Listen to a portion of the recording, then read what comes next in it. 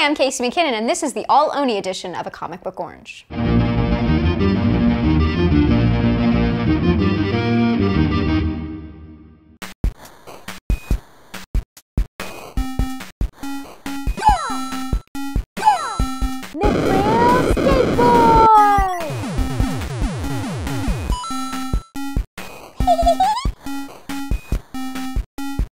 Scott Pilgrim is one of the greatest indie comics of our generation, the game-playing, rockstar dreaming, martial arts loving, anime watching, slacker generation. And thanks to creator Brian Lee O'Malley and publisher Oni Press, we've got a preview of the highly anticipated Volume 4. So why is Scott Pilgrim so great? For those new to this series, Scott Pilgrim is a not-so-smart but lovable guitar-playing slacker who learns that in order to keep dating the literal girl of his dreams, he must defeat the League of her 7 evil ex-boyfriends. Each fight and much of Scott's life plays out as a video game, and there are plenty of other references to geek culture, from X-Men to Akira, drawn in a wonderful mix of manga and indie styles that is dynamic and easy to read. On top of that, it's funny as hell, whether through sight gags or capturing the verbal play we share with our best friends. But that's not why this is an excellent series. What makes it excellent is how well Lee O'Malley captures the emotion and moments we've all had in our lives, from jerky roommates to making a meal with a friend or breaking up with someone. His characters feel real, as do most of their lives, only occasionally interrupted by fantastic fights. Everyone will find something to love in Scott Pilgrim, so go out and grab the first 3 volumes as we get ready for Volume 4.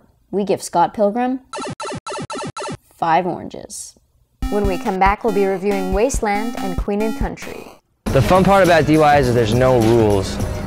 It's do it yourself, and when it means do it yourself, it means you're doing it. There's no boss, there's no president, there's nobody telling you, so you can just have fun with it. It's a process, and when it's done, it's well worth it.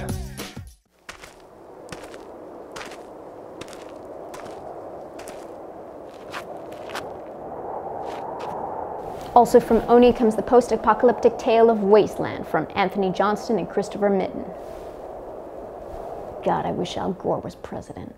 Wasteland follows the drifter Michael, who has come upon an ancient piece of technology that may hold clues to why the world has ended up a harsh wasteland, why do some people like himself have powers, and maybe tell him more about his mystic past. Johnston quickly establishes this premise and moves the story along at a good pace. Its only problem is that we've seen this all before. Post-apocalyptic desert landscape? Check. Stranger helping a lost community? Check. A city led by a tyrant? Check. We've all watched Mad Max and its rip-offs to know what to expect. Still, it's a good read, and the art by Christopher Mitten is really well done. He finds a nice balance in everything, from how detailed or realistic to draw the characters, how stiff to make his lines, even the foreground and background. Particularly nice are his compositions and the sense of movement and timing in shots. The first 6 issues are collected into a volume, and with a great website and fan community, you can easily dive into new issues. We give Wasteland 3 oranges.